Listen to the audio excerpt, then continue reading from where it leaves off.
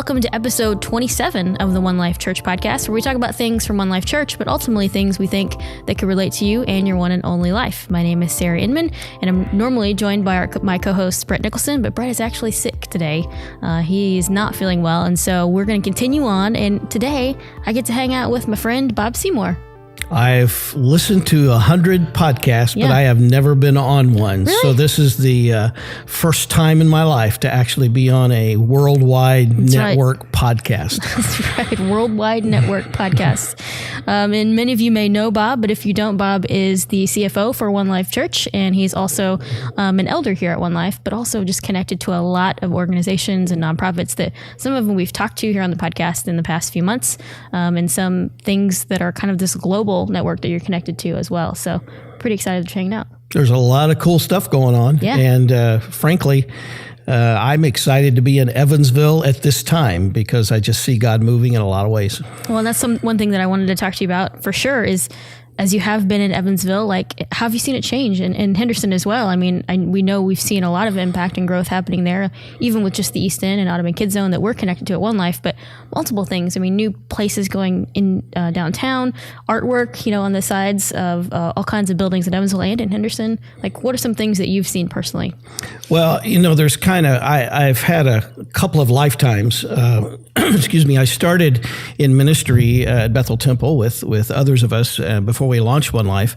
And, we've always had relationships with pastors and various things in the city. And I was part of Evansville Christian School and Evansville Christian Life Center and a lot of different ministry. But in the last 8 years since I've been a part of One Life, it's just been interesting to watch. Not only are we connecting in different ways by serving the city, and I think that's really just kind of a national phenomenon with churches. I think so much of our efforts went into missions and international, but it's just been a whole new day for local ministry. And the last 8 years, along with that, the cool part is we've watched our city, Med Center and things like that, just kind of blossom as we've moved in the city at fresh levels. And so it's just kind of a perfect storm in my takeaway. I've watched in Henderson, I've watched just churches and schools and neighborhoods and things that have interacted. And then at whole new levels, I've watched that happen in Evansville. And it's just interesting as churches, I just think we've changed perspective, and we always reached people in our city, but it was more about coming to church. It was more about getting them here. And I'm just watching a lot of churches say, who can we help? Where can we serve? And where can we make a difference? And what we used to think in terms of global is now local and global. And so it's just a transition that I've seen now in 30 years of ministry. I've just seen a transition, all good and all profitable, but just a fresh look at our city and a fresh look at the needs of our city. Do you think that's a generational thing? Do you think you've seen like new generations come in and say, we want to be more part of this? Whereas maybe generations in the past, even growing up in church personally, it was very much, we need to invite people to church and we need to have people in the building and do meals. But now we're saying, let's go out and do these things like we do City Serve Day. I know it's only one day a year, but we're connecting to organizations that we try to stay connected to throughout the year, which is something very different than what I grew up with. Yeah, I think it's absolutely generational, but part of it is all of us boomers, we were happy to write a check and let somebody else do it. In fact, I didn't go on a mission trip till I was well into adulthood. I mean, that just wasn't something we did when we were teenagers. We went on, we did small things and camp things and all that, but we didn't go to Myanmar and places like that. And so I think one of the differences is as boomers, we were willing to write a check and make sure ministry happened, and we cared about ministry, but then we went back to work. I think the next generations have been more about, sure, we'll give money, but it's really been more about touching and being a part of it and engaging in it, and I think they give where they're involved. And so they want to be in the neighborhood. And frankly, I think it's Barna or one of the guys who analyzes kind of church trends, and they're just saying that engagement is the new evangelism, that literally how we're going to reach people in the future is engage them in the neighborhoods, and you might have somebody serve in a neighborhood with you before they ever walk into your church because they want to see the city do well, they want to serve the poor, they want to do some things in some under under-resourced areas. So I think it's probably just going to be the new evangelism of the future is not going to be just sharing the gospel, but it's going to be working alongside and carrying out the gospel with our hands and feet and saying, I want to go where those people are because they're people of action. That's awesome. And obviously, I mean, something you're passionate about and, you're excited to talk about it. And from the One Life perspective, I know we talked about this a little bit. It's something that we always kind of had as a vision of being a part of these things. Can you talk a little bit about what that looked like from what it started as and kind of where we are now? Yeah, it's interesting because when we launched 10-10-10 in Henderson, most of my background had been involved with larger organizations, Evansville Christian Life Center and other organizations where we had just served the city on kind of a large scale. In fact, as boomers, that's kind of how we thought about everything. We kind of thought about a large church and a large ministry, and we just thought about growing things so that it had more impact and all of that. When I came 10-10-10 to One Life Henderson and we launched, we immediately started talking about the under-resourced neighborhood in Henderson, which was the East End. Right. And so the difference was it was literally kind of a house by house, block by block, as opposed to something that served the whole city. It was kind of bottom up instead of top down. And that's really been kind of the message of what's happened in our startup with One Life Henderson and now One Life West and One Life East, is we went into the neighborhood. We began to connect with Rob Carroll, and you heard his story a few weeks ago. And honestly, most of this is just kind of building things in flight. I wish I could say we had a grand plan and a crazy strategy, but truthfully, what we had was just a passion to serve under-resourced people. And we decided just kind of early on to do it bottom up instead of top down. Instead of saying we're going to start a big ministry, we just did it in context of let's go to the local school and let's find out what his dream is and his vision. Now, one of the things that Rob didn't tell you was early in this journey, I had heard about Rob, I had heard about South Heights, Heath and Mark and all the guys had told me all about that. And I heard they were part of the national model schools. And so sometime early in that relationship, I snuck away to Nashville because they were doing seminars down there with several thousand educators, and they were one of the model schools. And I kind of snuck in the back and just kind of to see what this phenomena was. Again, I knew where South Heights was. I had heard about it. And I sat in the back, and it was just interesting because they had never really seen anybody come from Henderson or come from the tri-state to kind of see what they did. But it was really incredible to watch this little school that was in Henderson, Kentucky, tell several thousand educators around the world just how to be better at what they do. That's amazing. And I became addicted pretty early to the vision and the dreams and all that of Rob Carroll and the team there at South Heights. And of course, then he told a story about bringing his vision to us. And so I would say that while we were willing to create the tables to have the discussions, we were part of that. We brought in fact, one of the first meetings was we had at South Heights in the gym, and we just invited the neighbors, we invited politicians. We had a great crowd, and we had Sue Ellspermann, and Sue was lieutenant governor she went from there and she was a planner, became lieutenant governor in Indiana, and now's the president of Ivy Tech. Oh, wow. And Sue was a planner, and she helped us facilitate conversations about what could happen in this neighborhood. And that was the beginning of several key points, of which one of them was about crime and safety and housing and South Heights and kids. And we were off to the races. And so we created this animal called Engage. And that all sounds really formal, but truthfully, it was a few of us saying, let's engage. Right. The next thing we know, it was Engage. It was on a T-shirt. Right. So, I got that somewhere. Most of my journey in life has been, started as a verb instead of a noun. Right. And Engage just was a group of us gathering, and you've heard Austin talk about the Shoney's gathering. They were just conversations about what could we do in this neighborhood. And we just stuck with it. And frankly, we're just really in the last year or two seeing some fruition to all of that just hanging in there and interacting and creating conversations around the neighborhood. And that's what I think I was going to ask too. I mean, you've seen the fruit of some of these things, of relationships over the past, 9 years now, of the Audubon Kid Zone, and now we're seeing that launched in Evansville in a couple different ways. The Jacobsville Kid Zone, and Jeremy's been super excited about that. And, we're having conversations about the West Side and what that looks like over there, like kind of that same idea.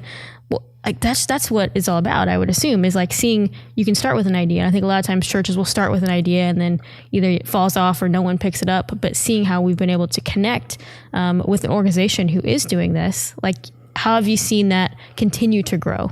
Yeah, I think a couple of things. First of all, one of my heroes is just this whole idea of thinking about what a movement looks like.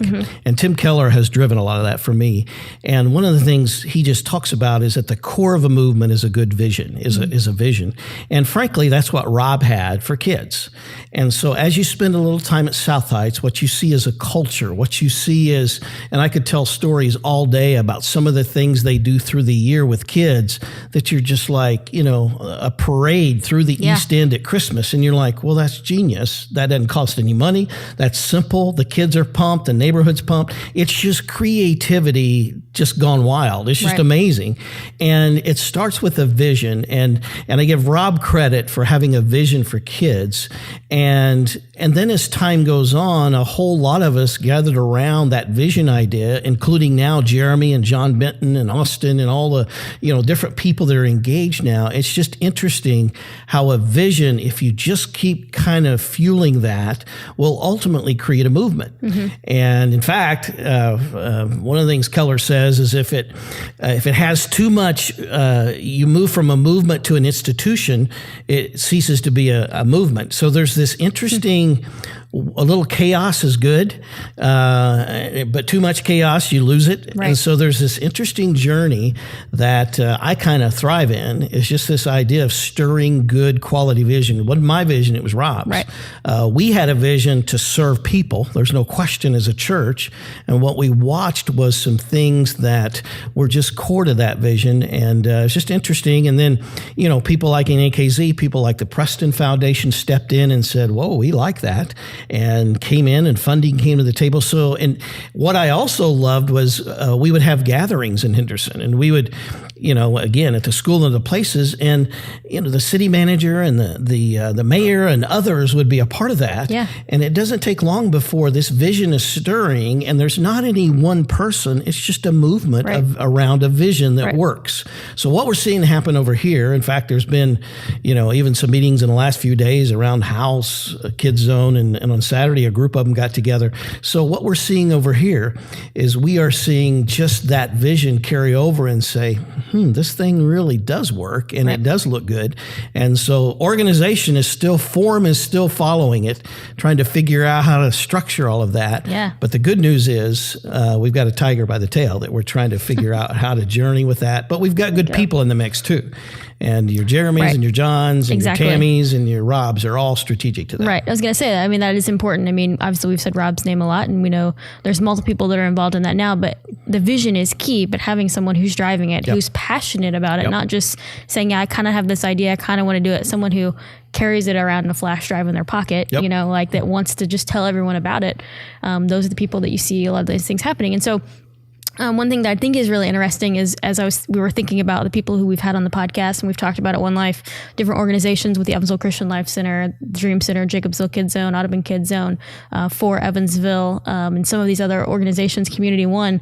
Somewhere along the line, Bob Seymore has been connected with some of these people.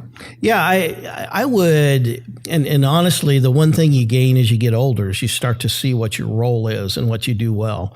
And without question, I would have to say that my number one contribution to things is I connect dots. And that's just become kind of frankly, a mantra for me that I see kind of this guy needs to talk to this guy, or this lady needs to talk to this lady, or this group needs to talk to this group.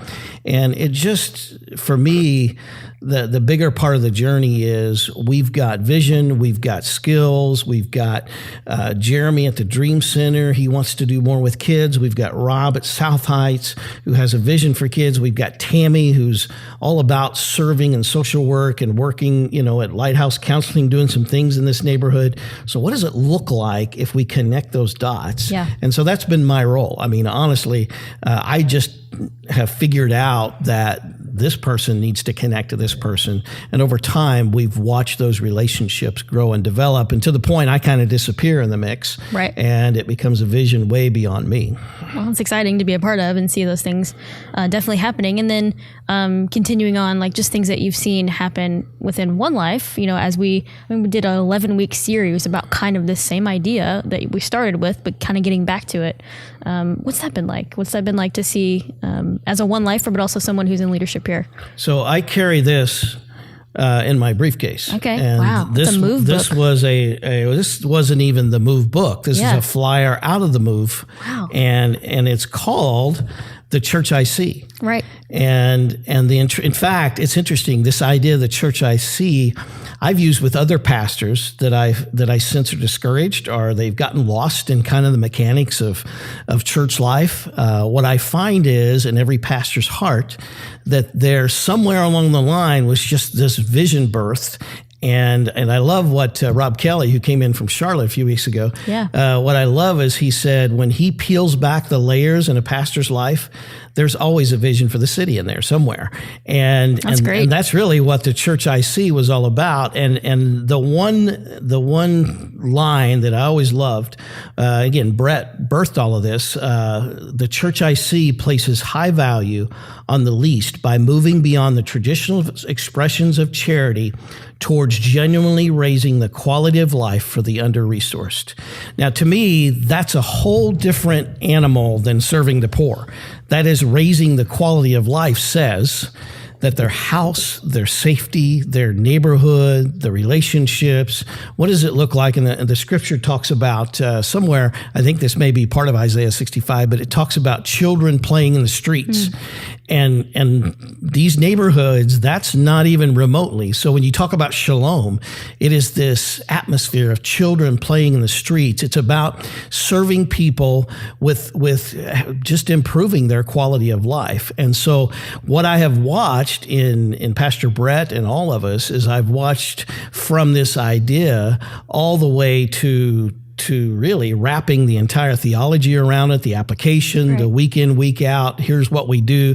This whole thing. In fact, I was with Brett in a cab the other day, or in a Lyft rider, and we got to talking to the guy in that was driving, and he was quite a talker. And he, it was interesting because I had just come off the sermon, and I said, "Well, my pastor just said that we are citizens of a different kingdom, and we are ambassadors on this earth." And the driver said, "Wait a minute, I want to write that down." and it was interesting because then Brett gave him the real, actual scriptural side of it because he was in the back seat. But just a reminder of, I've just watched us develop sort of a baseline. I don't want to say theology because that was always there, but just kind of a practical application of what this looks like for a One Life attender, and week in, week out, day in, day out. And so and acts of kindness and all those kinds of things come from a different vantage point. I think our acts of kindness that we just talked about in our sermons come from a different vantage point than just everybody ought to be good. Right. It's just we are citizens of a different kingdom and ambassadors here on earth, and city loving is neighbor loving, and just handles that we can put on it. So my answer to how have we come, we're putting handles on things that are very practical. Yeah. And I think that one thing that, as you're saying that, it's very practical in a sense that someone could be a part of One Life for 5-7 years, 1 year, 1 month, whatever, and hear these things, but wherever they go, it still is the same principle, and the same principle they would take with them into another city. It's not just about Evansville and Henderson. That just happens to be where we are located and we were focusing on personally, but it's something that if you can learn that, you can take that anywhere and it makes an impact. But it becomes part of your identity. Yeah. And we talked about that. I mean, it becomes part of who you are. Right. And you're right. So if I say we are One Lifers, right, then that is who we are. And it becomes literally, and it's funny, Sarah, because if I go back and look over the 8 years, it was interesting because we didn't put a lot of money into neighborhoods. We didn't invest a lot. We just kind of had proximity. We just did some things, showed up to some tables, met some people, connected some things, did breakfast at Shoney's. Right. And it's interesting, every once in a while, I hear somebody talk about what One Life's done. And I feel like I don't think we've done much, but we have kind of stayed in the game, kind of kept proximity, and kind of just kept on our hearts this passion and this drive, and done city serves and things that kind of did touches over the years. But the reality of it is, it becomes who you are. And as One Lifers, here's the kind of thing we do at One Life. Yeah, absolutely. And I want to get to two more things before we kind of wrap up. One, this is not one of the two things, but you mentioned Brett's message and kind of closing out. We closed out the Build series this past Sunday, and you guys can go on the One Life app or onelifechurch.org and watch that and hear kind of how we closed it out in this commission statement of kind of Brett sending us out and saying, we are ambassadors of a kingdom, and that we need to remind ourselves of that every day, because it can't just be something that we talk about for a few weeks and then move on. It has to be something that we see in our work, in our jobs, in our homes, in our communities all the time. And so I wanted to highlight that. But since we do have you on, Bob, I know one thing that you're very passionate about, and you've done an amazing job making an impact in the Evansville and Henderson communities, is kind of getting the Global Leadership Summit happening in not just churches, but the community itself, and getting community leaders involved in that. Can you talk a little bit about what that's been like? Well, actually, if you go back and look at that same MOVE campaign, that one of the components was developing leaders. Yeah. And in that was not only GLS locally, but in Myanmar, and growing that. And we were talking at that time about launching one in Dubai, part of our global work. So again, all of what I've tried to be a part of was driven out of the vision that we had as a church. And the GLS, I tell the story all the time that I first did it almost 12, 13 years ago. And I remember just kind of this idea of I thought of it kind of like a concert, that you put posters up and you put radio ads up and you just, spread the word and everybody will come.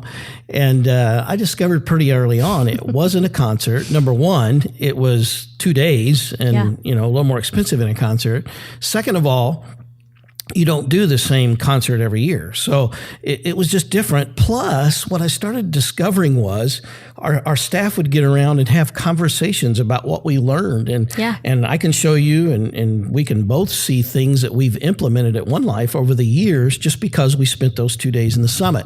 So I just made a transition more along the line of how does this add value to our city? And we started asking that question. And I remember Todd Bussey and Crossroads and the guys, we worked with them for several years, and we had it eventually. We got it to 3 sites. We had it in Henderson, we had it at West, and then we had it at Crossroads. So those 3 sites, I just said to Todd one day, I said, what do you think about going downtown?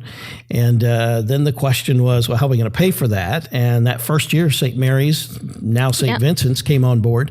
And since then, Welborn has come on board and funded our logistics of moving downtown. And the bottom line is we went from, and the biggest issue was we went from church people taking 2 days off and paying their way, 2 days of vacation and paying their way to come, to a lot of folks who's now, because it's in an independent facility, their companies will send them and pay for it. And they're using it just to reach out and touch and minister some people that they work with. And so it's just very interesting to realize that once a year, we get all the sectors together. Nonprofits are in the room. Businesses are in the room. In fact, we're about 60% business now. That's amazing. And businesses are in the room. And what excites me is, as church, we're adding value to a business. We're helping some of those companies. We're creating conversation. So we're adding value to them. And it's kind of the same thing as working in neighborhoods.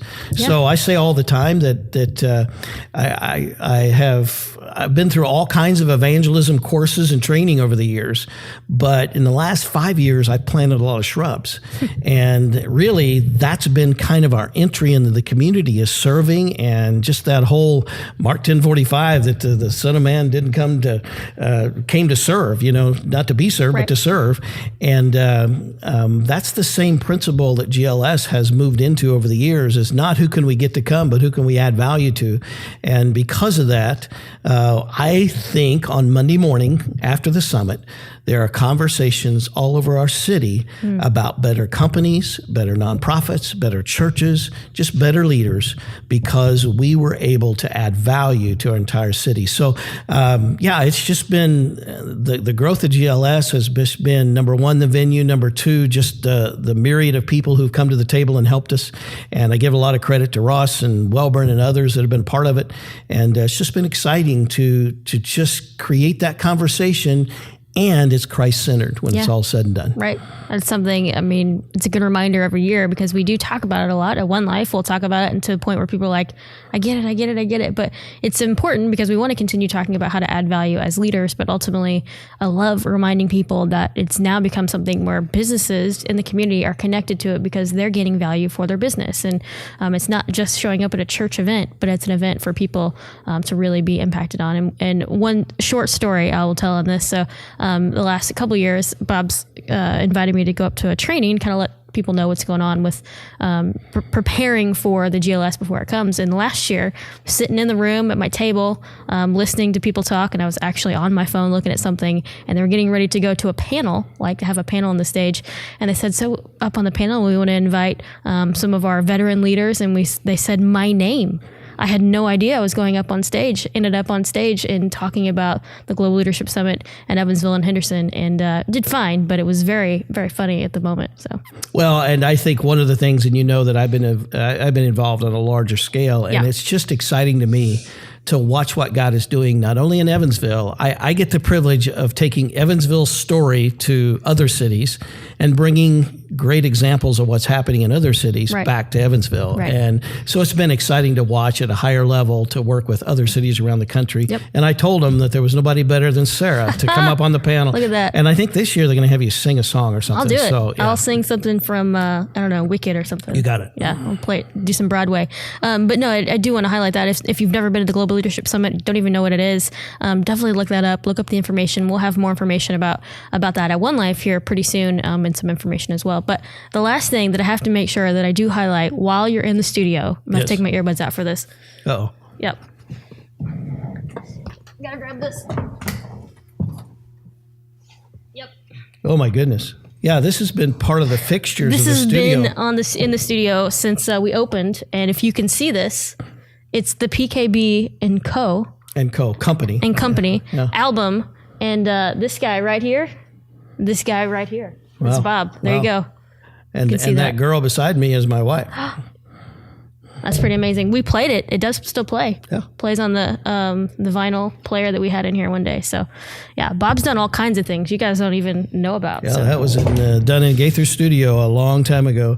And I will say that one of the privileges that we've had is, as coming out of high school, we traveled and played in churches, and then we landed at Bethel when we were a teenager, when 19, and my wife and I, and it's kind of fun to watch our kids, because my wife and I were worship leaders for a long, long time, and we did a lot of the worship at church, and then ultimately, in fact, Brett remembers when we were the worship leaders in the youth ministry when he came to church. Yeah. And we rocked it before it rocked. I mean, I'm telling you. Now, it doesn't sound that today, but no, ministry's just been a part of our home, our family, and our lives for a long, long time.